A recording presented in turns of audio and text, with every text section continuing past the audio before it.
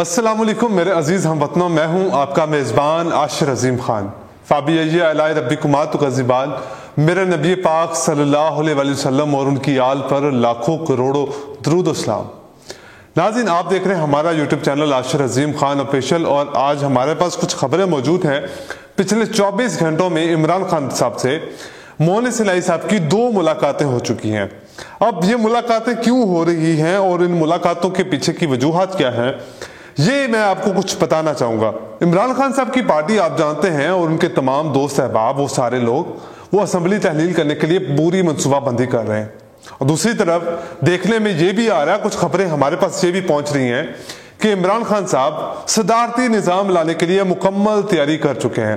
وہ چاہتے ہیں کہ پاکستان کے اندر صدارتی نظام لایا جائے، اور اب یہاں پر 2 ایسی چیزیں ہیں جو بالکل ہی تبدیل ہو سکتی ہیں۔ ہم کچھ دن پہلے سوچا یہ جا رہا تھا کہ پاکستان کی اسٹیبلشمنٹ جو ہے وہ اس وقت مزید سیاسی معاملات کے اندر مداخلت کو نہیں دیکھ رہی، لیکن بتا دوں آپ کو کہ پرویز الہی صاحب کو یہ پیغام پہنچا دیا گیا ہے کہ اگر اس وقت جس طرح کے معاشی حالات ہیں، اگر آپ نے عمران خان کا ساتھ دیا یا اپنی ایک سیٹ ایڈجسٹمنٹ کے لیے یا اپنی بچوں کی سیاست کی خاطر جو ہے وہ آپ نے کسی بھی قسم کا اس طرح کا کوئی بھی فیصلہ کیا کہ اسمبلی تحلیل کر دی جائے اور الیکشن کی طرف جانے دیا جائے، تو پھر مونس الہی صاحب کے تمام وہ کیسز جو ان کے اوپر 24 ارب روپے کی منی لانڈرنگ کے کیسز ہیں، ان کو واپس کھول دیا جائے گا، جو باجوہ صاحب نے آپ کے لیے وہ بند کروائے تھے۔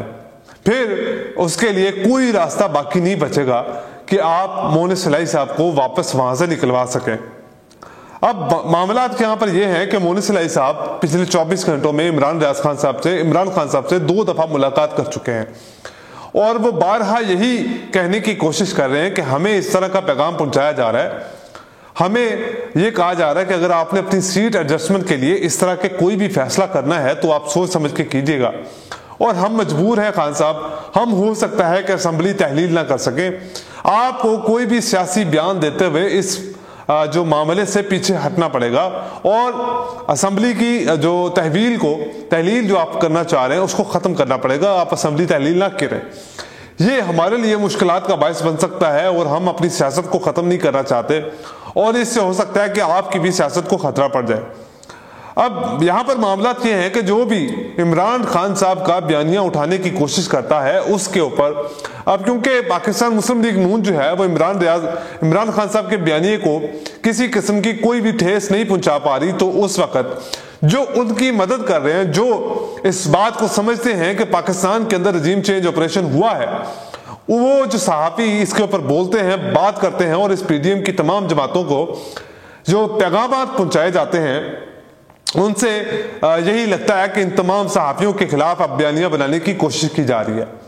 اب پاکستان اور پی ڈی ایم کی جماعتوں کی طرف سے ایک جو ہے وہ نیا پروپیگنڈا لانچ کیا گیا ہے عمران ریاض خان صاحب کے خلاف، کہ عمران ریاض خان صاحب جو ہیں، جو موحد پیرزادہ ہیں، صابر شاکر ہیں، جتنے بھی لوگ ہیں، یہ تمام کے تمام عمران خان کا بیانیہ بنانے میں ان کی مدد کر رہے ہیں، اور ان کو کسی نہ کسی قسم کا کوئی سیاسی فائدہ وہاں سے مل رہا ہے۔ سید اقرار الحسن صاحب کو لانچ کیا گیا، فیصل واولا کو لانچ کیا گیا، اقرار الحسن سے کہا گیا کہ اس کو بلاؤ، مناظرے کے لیے بلاؤ اور اس سے گفتگو کرو۔ اقرار الحسن نے ٹویٹ بھی کیا، جبکہ عمران ریاض خان صاحب نے اس کا کوئی جواب نہیں دیا۔ پھر الٹا انہوں نے کہا کہ جو شخص جھوٹ بول کر 6 7 10 کروڑ 12 کروڑ روپے سوشل میڈیا سے کما لیتا ہو۔ یہاں پر مسئلہ یہ ہے کہ سارے لوگ عمران ریاض خان صاحب کی شہرت سے جلتے ہیں۔ یہاں پر صورتحال یہ ہے کہ کیونکہ اس کے سننے والے بہت ہیں اور اس کے دیکھنے والے بہت ہیں، جس سے ان سب کو تکلیف ہوتی ہے۔ عمران ریاض خان صاحب نے جتنے بھی الزامات لگائے جا رہے ہیں کہ وہ عمران خان صاحب کے بیانیہ بنانے میں ان کی مدد کر رہے ہیں، یعنی کہ سوال یہ بنتا ہے کہ معیشت ڈوب رہی ہے، یہ بیانیہ عمران ریاض خان صاحب نے بنایا ہے۔ ارشد شریف کے قتل کیا گیا، اس کو شہید کر دیا گیا، کیا یہ بیانیہ بھی عمران ریاض خان صاحب نے بنایا ہے؟ اس کے بعد آپ دوسرے دیکھ لیں، اعظم سواتی کے اوپر کیسز، شہباز گل کے اوپر کیسز، عمران ریاض خان صاحب کے اپنے اوپر کیسز، شہید ارشد شریف کے اوپر کیسز، صابر شاکر کو ملک سے باہر جانا پڑا، جمیل فاروقی صاحب کو وہاں سے ہراساں کیا گیا، اریسٹ کیا گیا، یہاں تک کہ سمیع ابراہیم صاحب کو بھی اریسٹ کرنے کی کوشش کی گئی۔ علامہ اقبال صاحب کی فیملی کے گھر کے اوپر چھاپا مارا گیا، لیکن یہ بیانیہ جو ہے وہ پاکستان کی عوام کو عمران خان کی مدد کر رہا ہے تو وہ عمران ریاض خان ہے، یعنی کہ اس بیانیے کے اندر کوئی سچائی نہیں ہے، لیکن جو شخص اس بات کو، اس سچائی کو پاکستان کی عوام کے سامنے لے کے آ رہا ہے، اسی کے خلاف عوام کو کرنا شروع کر دیا ہے۔ دوسری طرف اگر آپ دیکھ لیں کہ آپ پورے کے پورے جتنی پی ڈی ایم کی جماعتیں ہیں تمام چوروں کو NRO2 فراہم کر دیا گیا ہے، کیا یہ بھی عمران ریاض خان صاحب کا بنایا ہوا بیانیہ ہے؟ نیب میں ترامیم کی گئی، کیا یہ بھی انہی کا بنایا ہوا بیانیہ ہے؟ پاکستان کے فورن ریزرو ختم ہو گئے، پاکستان کو کوئی پیسہ دینے کو تیار نہیں، IMF نے ان سے انگوٹھے لگوا لیے، پاؤں میں زنجیریں پہنا دی ہیں، لیکن یہ بیانیہ ایک جھوٹا بیانیہ ہے۔ ہمارے تمام جتنے بھی میڈیا ہے اس کو اس وقت کی مہنگائی کا کوئی افسوس نہیں ہے، کیونکہ ان کا پیٹ پل رہا ہے، ان کو جتنے ان کی داڑھ کے نیچے آنے چاہیے تھے پاکستانی عوام کے ٹیکس کے پیسے وہ آ رہے ہیں، جس کی وجہ سے یہ جو سارے معاملات ہیں یہ ان کو بنانے کی کوشش کی جا رہی ہے۔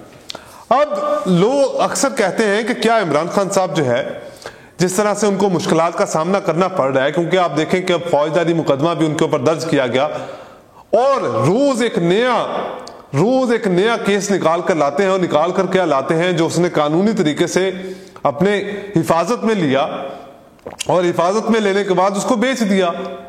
یہاں پر کون سا ایسا غیر قانونی کام ہوا تھا؟ کوئی ایک۔ اب کامران شاہد صاحب سے سٹوری کروائی جاتی ہے، اور سٹوری یہ کروائی جاتی ہے کہ عمران خان صاحب نے 6 ارب روپے کے تحائف لیے، تو وہ تحائف جو ہیں وہ توشہ خانہ میں جمع ہی نہیں کروائے، جبکہ ان کی مالیت جو ہے وہ تقریباً 3 سے 4 ارب روپے بنائی جاتی ہے۔ پہلی بات تو یہ ہے کہ یہ بیانیہ یہیں پر ٹھوس ہو جاتا ہے کہ جب ایک پاکستان ملک کی حکومت کو یہ پتہ ہی نہیں کہ اس نے جو تحائف لیے ہیں ان کا کتنا تخمینہ لگایا جا سکتا ہے، اندازے کے اوپر جب بیانیہ بنایا جاتا ہے تو پھر یہی معاملات سامنے آتے ہیں۔ خان صاحب کی صلاحیتیں اگر آپ دیکھیں نا، یہ ان کی صلاحیت میں ہے کہ جب میں اب شروع سے آپ کو بتاتا ہوں کہ جب اس شخص نے کرکٹ شروع کی تو اس کو لوگوں نے تنقید کا نشانہ بنایا کہ تم دنیا کے فاسٹ ترین بولر نہیں بن سکتے۔ جب امپائر نیوٹرل نہیں تھا اس نے پوری دنیا کو یہ باور کرایا کہ وہ دنیا کرکٹ کے اندر نیوٹرل امپائر ہونے چاہیے، اور وہ اس کے اندر نیوٹرل امپائر لے کے آیا۔ اس نے سوچا کہ میری جو قوم ہے وہ ایک آزاد اور خود مختار قوم ہونی چاہیے، اور اس کو جب اقتدار ملا تو اس نے وہ کر کے دکھایا اور پوری دنیا کو بتایا کہ پاکستان ایک قوم ہے۔ جب وہ شہزادہ ولی عہد سے ملنے جاتا ہے تو اس شخص نے اپنے موجود وہاں پر تقریباً 4000 قیدیوں کو 1 منٹ سے پہلے ایک درخواست کر کے ان کو آزاد کروا دیا۔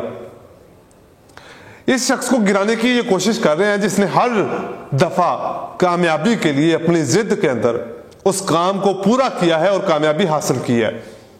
اس کو ٹیم ملی ورلڈ کپ کے اندر، اس نے کہا کہ میں یہ ورلڈ کپ جیت کر دکھاؤں گا۔ اس نے بیکار نکارہ ٹیم کے ساتھ پاکستان کو وہ ورلڈ کپ جتوایا۔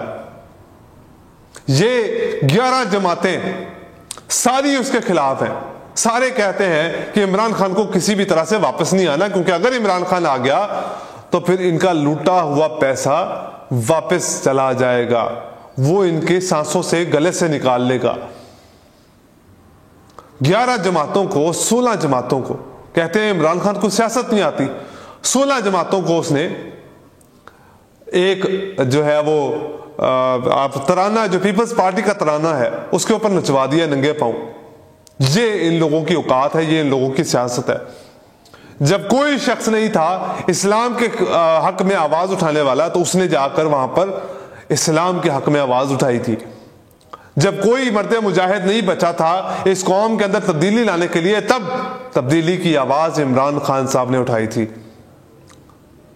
جب کوئی اس قوم کو بتانے والا نہیں تھا کہ پاکستان میں ان کے حقوق کیا ہیں، تب عمران خان صاحب نے اپنی آواز اٹھائی اور قوم کو بتایا کہ تم لوگوں کے ساتھ کس طرح کا سلوک کیا جاتا ہے، طاقت کے ایوانوں کے اندر کس طرح کا مذاق تم لوگوں کے ساتھ کیا جاتا ہے۔